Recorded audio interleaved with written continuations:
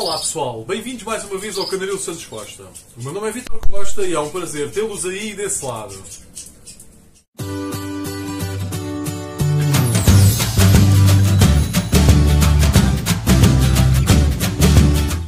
Hoje venho apresentar mais uma entrevista. Desta feita fomos entrevistar um criador de canários de porte, nomeadamente canários arlequim português e canários largué. Um profundo conhecedor de ambas as raças, o qual mostrou a sua disponibilidade em transmitir algum do seu conhecimento aqui para todos nós, subscritores do canal. Não percam, pois, a primeira parte da entrevista ao criador João Paulo Teixeira.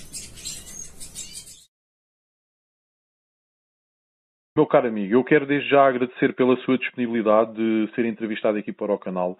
Eu ia começar por lhe pedir que se apresentasse, ou seja, que indicasse o seu nome, onde vive e que tipo de aves cria no momento.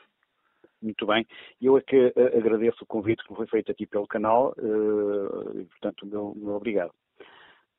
O meu nome é João Paulo Teixeira, portanto, vivo na Maia, na zona aqui norte, perto do Porto. As aves que crio neste momento é o arlequim português, que crio desde que comecei a criar canários, e crio agora também o largué espanhol. O largué, ou seja, duas aves de porte, certo?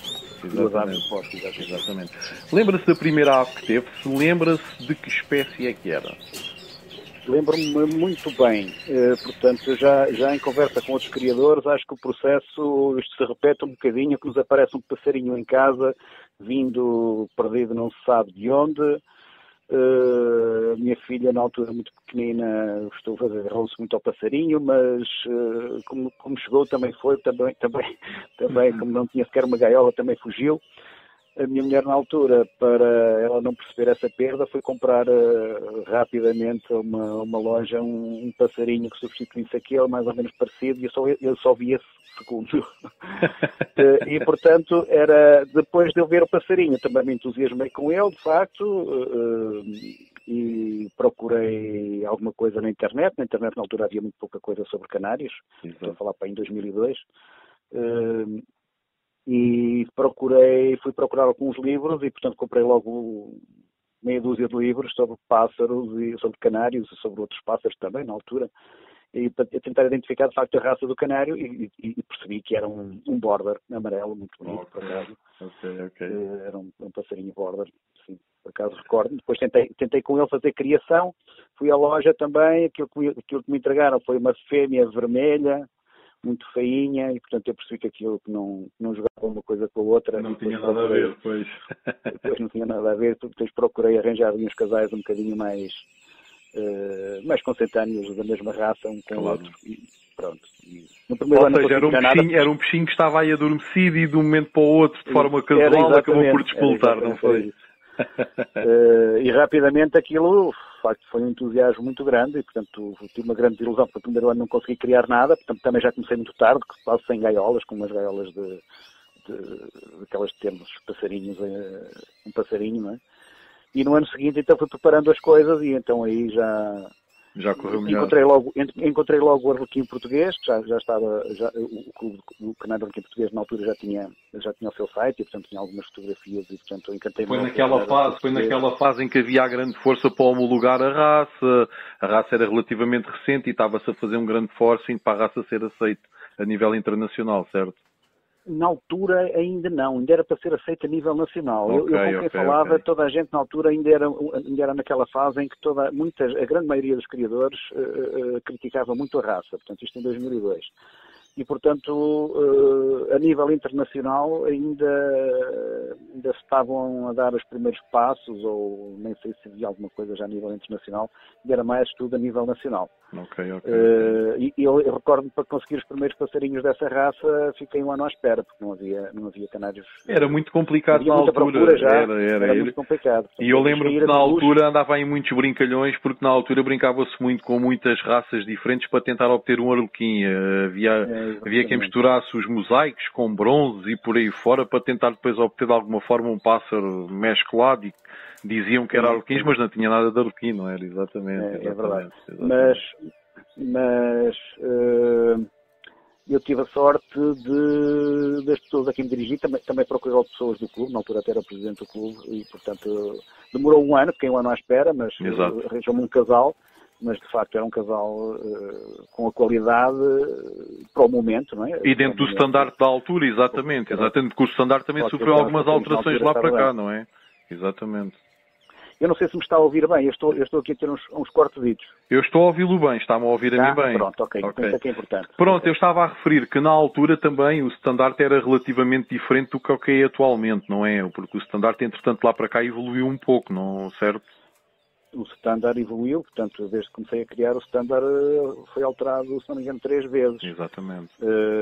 No sentido também de procurar que a raça fosse aceite a nível internacional e, portanto, houve que fazer alterações no standard no sentido de o distinguir mais daquilo que eram os canários de cor e torná-lo mais um canário de porte. Exatamente. Portanto, que foi feita a aposta para a aprovação do canário como uma raça, uma vez que nos canários de cor não haveria ali uma abertura, digamos, para o tipo de canário que era. Até por causa de ser uma avariegada, certo?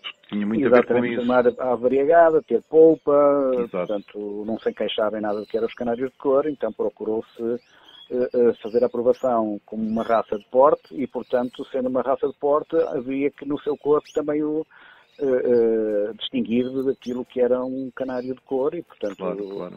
Aumentar o seu tamanho, alterar a sua forma do seu corpo mais esguio e, portanto, durante este processo houve aqui, eu lembro-me a ver uma alteração primeiro para 15 cm, depois para 16 cm no standard, o que era muito difícil, que era a grande dificuldade em conseguir canários com esse tamanho. Com esses tamanhos. Claro. Eu recordo andar à procura de alguém que me vendesse um passarinho maior do que aqueles que eu tinha, e consegui num amigo meu uma fêmea com 15 centímetros e meio, mais meio centímetro que eu tinha os meus. Exato. Mas ajudou a crescer um bocadinho e depois, já cresceu um bocadinho e depois mais foi crescendo com relação. Foi-se fixando, foi-se adquirindo espécimes cada vez um bocadinho maiores até conseguir atingir essa bitola de tamanho, não é? Exatamente. E essa paixão pelos larguês, como é que começou? A paixão pelos larguês, na altura, também mais ou menos pouco depois de eles serem aprovados, numa exposição em Espanha, eu vi lá os passarinhos e fiquei a gostar dos passarinhos e depois fiz uma encomenda a um criador. Ele mandou-me os passarinhos até na altura MRW, ainda fazia transporte de pássaros e, portanto, mandou-me um casal de passarinhos e, portanto, eu comecei a criá-los, gostei muito deles. Mas depois aquele casal, os passarinhos não vingaram muito, portanto começaram a criar muito mal e foram-se abaixo. Depois comprei e também a qualidade deles também não era por aí além. Depois fui a um criador também espanhol de reconhecido nome nessa raça e trouxe mais uns passarinhos e esses sim já com um porte muito elegante e com mais... Os primeiros eram muito compridos, mas eram muito largos, muito largueirões. E, portanto, isso não estava bem para a raça do larguê. Fale-me um bocadinho do standard do larguê, até aqui para os nossos ouvintes também terem um bocadinho da ideia de como deve ser o standard do larguê. O larguê deve ser um canário, primeiro, portanto, um canário essencialmente de postura, portanto, tem que ter uma posição erguida no peleiro, esse é um dos itens principais. A sua cabeça deve ser bastante estreita também, é um pássaro muito longilíneo, deve ter mais de 17 centímetros, portanto não precisa de ser, não há, digamos aqui, um tamanho definido, standard, é um mínimo, não é? Que é 17 centímetros. A partir daí é aceitável. Já está bem, não é? É aceitável. Depois tem que ser um pássaro de facto esguio e ter uma boa posição no poleiro. É preciso evitar, portanto, tem um corpo direito, ao contrário, por exemplo, do Scott Fancy, que às vezes encurva um bocadinho o pescoço do Scott Fancy, e em alguns largués vêm com esse, digamos, tem esse defeito de encurvarem também um bocadinho o pescoço. Imagino que alguém tenha usado o Scott Fancy também aí exatamente. Para eles terem às vezes essa tendência, de maneira, portanto, que é preciso evitar isso também. Terem uma boa plumagem, como plumagem lisa, aderente ao corpo, e fazerem uma posição... pelo menos de 60 graus. Normalmente são aves sempre lipocrómicas, certo? Não. Podem ser variegadas e podem ser melânicas. Portanto, Ok. aí não há imposição. Relativamente à cor da plumagem, não existe nada no standard que proíba que a ave esteja... Inclusivamente podem ser pintadas de vermelho, portanto podem levar corante. Okay. O stand permite que elas usem corante. Apesar que normalmente não aparecem aves com corante nas exposições, porque como são aves amarelas, com corante fica um amarelo muito feio. E, portanto, exato. Não é mais bonito do que ou seja, esse largué alaranjado não é mais bonito que o amarelo e, portanto, raramente aparece. Os criadores não o pintam. É uma raça muito lindo também. E é difícil de criar ou não? Devido ao tamanho, será que é difícil de criar? Não é difícil de criar se não tivermos... Isso foi como aconteceu no primeiro casal que tive, portanto, tinha um branco e um amarelo, depois os brancos... acabei por não conseguir tirar muitos brancos, tirei para aí 2 ou 3 brancos, não consegui mais do que isso. E, portanto, é preciso não haver aqui muita consanguinidade, é preciso dar alguma robustez genética para haver aqui alguma variabilidade entre brancos, amarelos, eventualmente também melânicos, isso vai fortalecer o canário. Se estivermos a criar sempre com brancos, eles vão ficando mais débeis. Se estivermos a criar sempre com amarelos, eles também vão ficando mais débeis. Portanto, temos que ter aqui cuidado também de acasalar, tal como nos canários de cor, pássaros intensivos com pássaros nevados. Exato. Ou eventualmente aqui, como se procura um pássaro elegante, às vezes o acasalamento haver aqui uma tendênciazinha para canários mais intensivos, porque tipicamente são mais elegantes. Mas, por outro lado, se juntarmos 2 intensivos, a plumagem tem tendência a sair muito estragada, o pássaro também fica um bocadinho mais pequeno. Portanto, há aqui todo um jogo que é preciso ir fazendo de forma a tentarmos ter ali uns exemplarzinhos bons para exposição. Claro.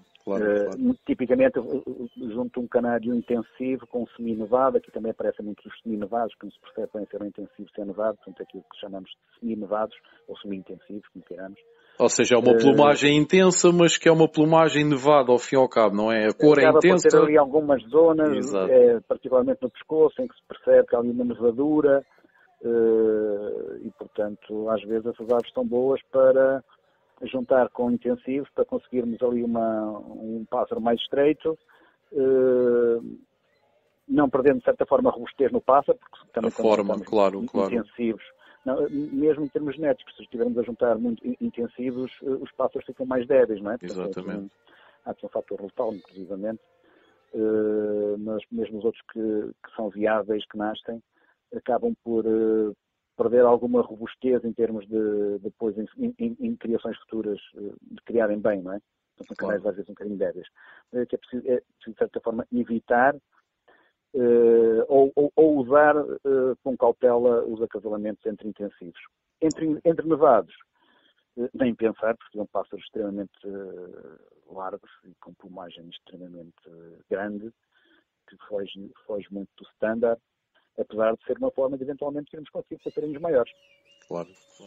Pronto, mas há aqui há um jogo, o chamado jogo de cintura que nós temos que ter aqui relativamente. Exatamente. Portanto, não há aqui digamos, uma receita única. Um caminho certo, um caminho único, exatamente.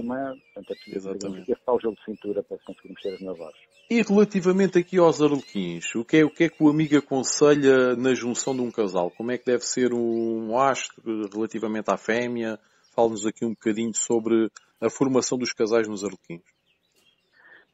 Tem muito que se lhe diga, porque o arlequim, e é nisto que é interessante, o arlequim, para se conseguirem bons exemplares, tem muito mais do que aquilo que é visível. E, portanto, há aqui que trabalhar com imensas características, muito mais do que, por exemplo, nos largués, não é? Ou até noutras raças. Portanto, há aqui que combinarmos as características do macho com a fêmea de forma a complementarem-se. E aqui estou a falar de, aquilo que é básico, que é polpa, não polpa, aquilo que também é básico, que é um mais claro com um mais escuro, ou então os dois equilibradamente variegados. Eventualmente, podemos falar aqui de pássaros, apesar de ser uma ave com um fator mosaico. Mesmo nesse fator mosaico existem aqui uns que são mais intensos, outros que são mais nevados, eventualmente jogar também com esse fator, em termos da plumagem também do pássaro. E depois, como eu disse, há aqui mais uma série de outras características que é necessário também analisar. O corpo do pássaro tem que ser elegante. Aqui aplica-se um bocadinho a regra do larguet também, portanto, os dois muito elegantes, se calhar não vão criar pássaros muito pequenos. Portanto, é preciso aqui equilibrar também esse aspecto. O tamanho da plumagem também está aqui um pouco ligado se ele é mais para o nevado ou mais para o intensivo, mas o tamanho da plumagem também é importante. Muitas vezes temos pássaros que até são estreitos, mas têm a plumagem muito larga e depois aquilo que ele aparece na gaiola de exposição é um pássaro que aparentemente é muito largo, não é? Porque tem plumagem muito comprida. Portanto, é preciso jogar também aqui com a plumagem. É preciso jogar aqui com a qualidade dos lipocromos, portanto, se é um vermelho bastante carregado, que é aquilo que se pretende, e não um vermelho alaranjado, portanto, evitarmos aqui eliminando essas cores lipocrómicas mais diluídas. O mosaico tem que ser aqui também muito, o mais possível, não se exige que o mosaico do araquém português tenha a mesma qualidade que o mosaico de um canário de cor, não é? Mas quanto melhor qualidade estiver, mais bonito é o pássaro e mais qualidade tem. E, portanto, é preciso também aqui ir melhorando essas características, sendo que, tendencialmente, um canário grande, quando o tamanho começa, quando o canário é maior, tipicamente tem pior qualidade no seu mosaico. Okay. Portanto, é difícil conseguir um pássaro grande com uma boa qualidade do mosaico. E, portanto, é preciso também aqui ir jogando com essa característica, sendo que se os pássaros começam a baixar dos 16 centímetros, nas exposições não pontuam, portanto, isso é um critério são penalizados, mínimo, não é? Portanto, se o pássaro não for minimamente grande, quando digo minimamente grande, é chegar aos 16 centímetros, por muito bom que seja, dificilmente pontua, portanto, não é que essa característica do standard pese mais, mas na avaliação final pesa muito, portanto, um pássaro pequeno nunca ganha, não é? E, portanto, temos que, dentro de todas estas características, conseguir manter ali uma bitola mínima do tamanho do canário, nos 16 centímetros, não é? Será que algum dia vamos conseguir com que no cruzamento de um casal de arlequins todas as aves saiam variegadas? Do conhecimento que temos Bom, eu já tive casais em que isso acontece, mas os casais em que isso não aconteceu, já há alguns 3 ou 4 casais que isso não acontece, e portanto aconteceu não numa ninhada, mas em 3 ninhadas num ano e durante 2 ou 3 anos, portanto, isso já não aconteceu a 2 ou 3 casais, mas em todos os casos foram casais em que um pássaro era melânico e o outro era lipocrómico. Exato. Portanto, tendencialmente saem mais. É mais fácil conseguir uma porcentagem de canários variegados, sendo essa a genética do pai e da mãe. Portanto, um melânico e um lipocrómico. Mas isso não quer dizer que depois tenham melhores características. Ou seja, vamos tirar mais pássaros variegados, mas não quer dizer que sejam nem todos os pássaros equilibradamente variegados têm as cores melânicas nos sítios mais corretos. Bonitos. Exatamente. Não é que o standard diga nada, não é que o standard diga onde é que devem estar as manchas melânicas. Mas nós sabemos que um canário que tenha um colarzinho branco no pescoço, que tenha um bocadinho de mancha escura no peito, sendo equilibradamente variegado, tem um aspecto visual mais atrativo. Exatamente. Quando do que acontece em muitos pássaros, que a parte de cima do dorso é toda melânica e a parte do peito é toda lipocrómica. Portanto, segundo o standard, tem exatamente o mesmo valor, mas depois sabemos que um é mais bonito que o outro, não é? E acaba por bater mais no olho de um determinado juiz, que é mesmo assim, não é? Exatamente. Exatamente. E, portanto, nós conseguimos estes pássaros, digamos, com estas características, quando os seus pais também já têm essas características. Ou seja, trabalhando com pássaros com pássaros que já são... Que geneticamente já têm predisposição para atingir para apresentar essas porque, características, claro. Não quer dizer que os filhos vão sair todos assim, mas há sempre um ou dois ou três que saem ao pai ou saem à mãe. Tem as manchas melânicas na mesma posição do pai ou da mãe. Exatamente. E, portanto, normalmente são depois esses pássaros que conseguem pontuar. Eu fiz esta pergunta porquê? Porque nós sabemos que na criação de arlequins saem muitos pássaros que são totalmente lipocrómicos, sem manchas melânicas, mas no entanto são esses pássaros que não são julgáveis, ou seja, que não podem ir às exposições, mas são pássaros importantíssimos em termos de trabalho, certo? Claro, às vezes nesses pássaros eu consigo, num pássaro desses, ter melhores características do que propriamente num pássaro com manchas melânicas, não é? Há muitas características no arlequim. As manchas melânicas é apenas uma delas. Exatamente. É fundamental para a exposição, obviamente, porque estamos a falar de um pássaro, um arlequim, como o próprio nome diz, tem que ser equilibrado, tem que ser variegado, e portanto tem que ter ali uma variação de cores, portanto tem que ser equilibradamente variegado. Mas, retirando essa característica, temos as outras todas, não é? E portanto, num melânico e num lipocrómico podemos ter todas as outras características. Exatamente. E depois temos esta questão adicional de que se juntarmos um melânico com um lipocrómico, os filhos vão sair variegados. Então, por que não usá-los? Exatamente. Portanto, até tem probabilidade de ter mais variegados, apesar da questão que eu referi anteriormente, às vezes as manchas melânicas não estão exatamente no sítio onde eu quero, mas também depende dos ascendentes deles, não é? Se os ascendentes do melânico e do lipocrómico, se já forem bons canários variegados, então também os netos, às vezes os netos também são aos avós, não é? A percentagem será maior, claro. Diga-me uma coisa, é sócio de que clubes? Sou sócio do Clube do Canário aqui em Português, desde que comecei a criar, comecei com esta raça e sou sócio então desde 2003, inclusive neste momento faço parte da direção do clube. E sou sócio também do Clube de Canários de Postura de Valongo. Ok. E mais um clube estrangeiro. Mas pronto. Costuma participar então na exposição de Valongo dos Canários de Porta, ou não? Costumo sim. Costumo dar lá os meus arlequins e os largués. Costumo participar lá também. Eu penso que é a grande exposição temática dos Canários de Porta no nosso país, é ali em Valongo, não é? Penso eu. É uma exposição que, em termos de porta, é muito rica, efetivamente. Sem dúvida. Inclusive com vários juízes estrangeiros. Internacionais, certo. Que acabam por dar aqui algum aspecto internacional ao concurso. Portanto, vêm muitos criadores também de Espanha, nomeadamente. Sim, eu já lá participei. Efetivamente, vêm-se bastantes criadores espanhóis, sem dúvida. Sim. E, portanto, em algumas raças, para o arlequim português particularmente, não é uma exposição muito forte, porque infelizmente o arlequim ali não é devidamente valorizado. Okay. Não deveria ser, do meu ponto de vista. Mas para as outras raças... Mas, por exemplo, o largué é muito importante, não é? Exatamente. O largué, inclusive o Clube do Canário Largué, tem feito lá às vezes a sua exposição temática e do largué, portanto, de prémios especiais, convidando juízes espanhóis particularmente especialistas nesta raça, quer como juízes, quer como criadores, que têm trazido pássaros com muita qualidade, de larguês, não é? Okay. E nas outras raças também. Para além desta exposição, diga-me outras exposições onde normalmente costuma participar com os seus aves.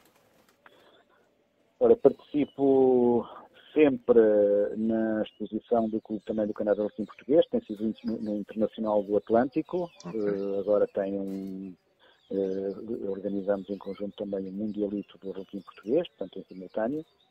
Portanto, tenho participado sempre nessa exposição. Tenho, por vezes, ido ao One Day Show do Arlequim Português também, só que aí não tenho ido todos os anos, quando tenho oportunidade, muitas vezes, como é um dia, às vezes aquele dia não temos disponibilidade, e portanto, às vezes não participo por causa disso. E também tem ali um aspecto que a mim me penaliza um bocadinho, porque é demasiado cedo para as minhas aves, portanto, é logo no início de outubro, e portanto muitas das aves ainda não estão suficientemente preparadas.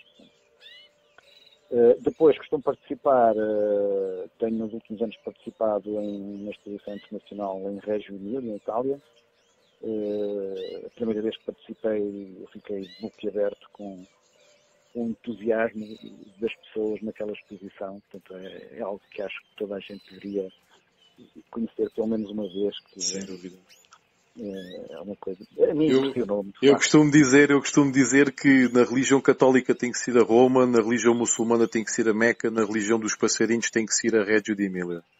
E não pode falhar. Eu gosto muito de chegar lá ao sábado de manhã e não posso atrasar muito, portanto chegarei por volta das 8 horas e está uma fila enorme, a gente toda a empurrar-se à entrada, com gaiolas, pessoas de todas as nacionalidades, todas as nacionalidades, ali com umas a trazerem umas gaiolinhas pequeninas, outras a trazerem e normalmente está frio e às vezes está a chover ou está a nevar, mas o pessoal está ali a meio na cavaqueira e tudo entusiasmado para entrar naqueles pavilhões, exatamente, sem dúvida nenhuma. Às vezes faz-me lembrar o filme do Harry Potter ali com aquelas gaiolas. Com as corujas nas gaiolas.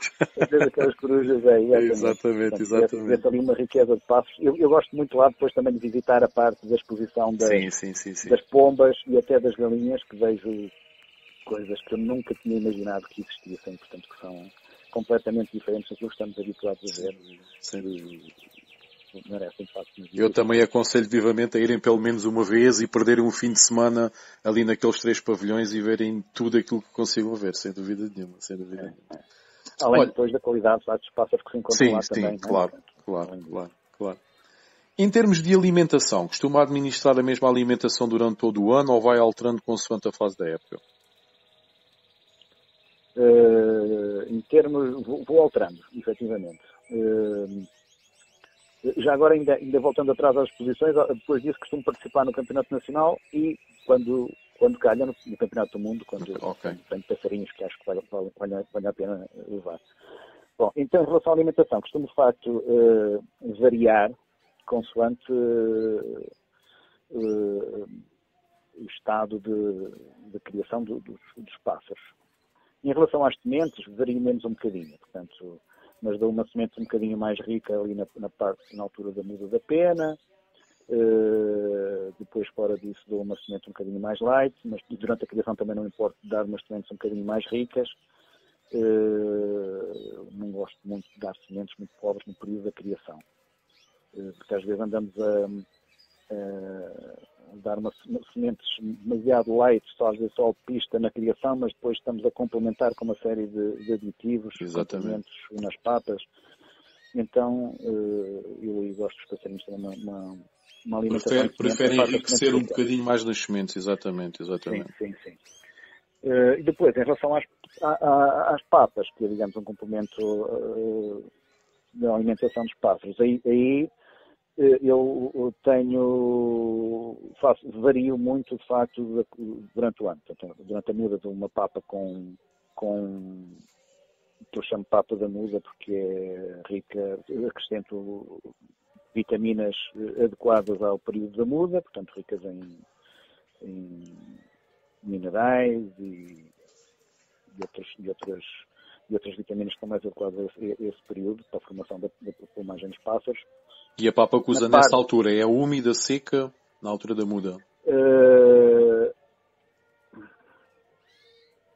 Depende, para os arlequins dou uma papa diferente que eu aos largués, por exemplo. Okay. Mas gosto de dar, como quer o arlequim, quer o largué, que são pássaros que depois nas exposições devem ser pássaros elegantes, portanto, terem o corpo fino, portanto, eles não devem estar gordos, não é? Exatamente. De maneira que nesta altura eu procuro dar papas que não sejam muito ricas, nem proteínas, nem em gordura. Okay. Naturalmente a gordura tem que ter um bocadinho, particularmente no arlequim, para ajudar à deposição do corante, mas procuro aqui dar uma papa um bocadinho mais pobre do que aquela que eu dou durante o período da criação. Pode-me falar em marcas, até para quem está aqui a ouvir também ter aqui a noção de qual é o tipo de papa que costuma administrar?